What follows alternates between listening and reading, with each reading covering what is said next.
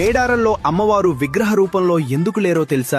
దీని వెనుక ఒక ఘోరమైన రహస్యం దాగి ఉంది. ప్రపంచంలో ఏ ఆలయానికి వెళ్లినా దేవుడి విగ్రహం తప్పనిసరిగా ఉంటుంది.